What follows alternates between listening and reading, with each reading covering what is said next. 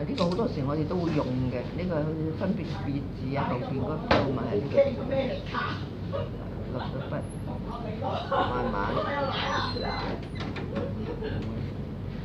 回風揾翻上去呢度落嚟，慢慢調理佢。錯，我諗啦呢個。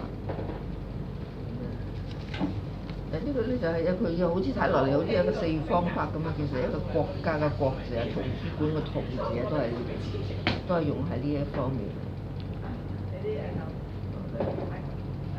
做翻基本法個一字嗰個基本法，落咗筆。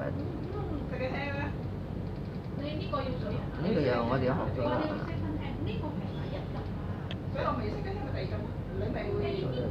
又係一字嗰個嚟嘅。喺呢個位置，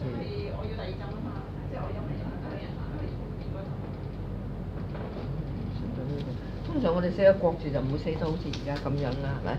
咁但係就呢個基本法咧，就係要跟翻佢，俾個形狀佢，佢係俾個形狀你睇嘅啫，個邊紋一落嚟，得啦。落嚟呢度，個筆畫個筆序咧就係咁啦，畫動咗一動，一畫然後落嚟一動，呢個柱心邊嚟㗎嚇。冇料咯，咁點咧？瞓咗食嘢？攤啊 ？No， 攤咗2個頭。得，起身做。出瞓咗出。我又起身做。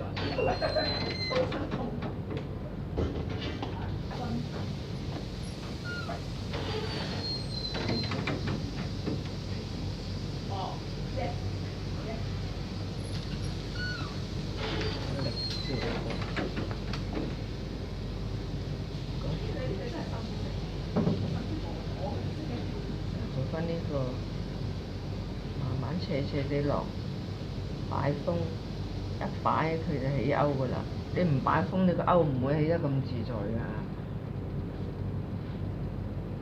慢慢斜開佢，差唔多啦。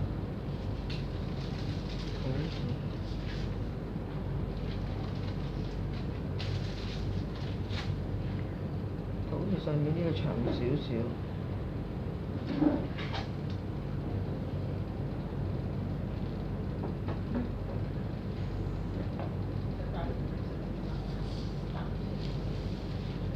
三點水我哋成日都寫啦嚇，三點水好常用㗎，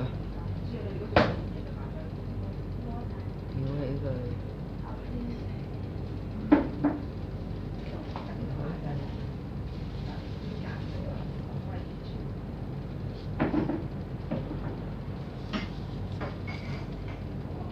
呢度你讀個蛙字，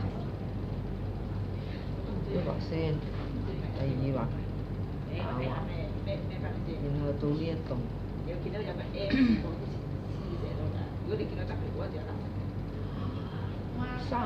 三畫係平衡嘅差唔多，係最尾一畫比較長少少，即係好似個正字上面嗰個咪咁咯。先停下啦。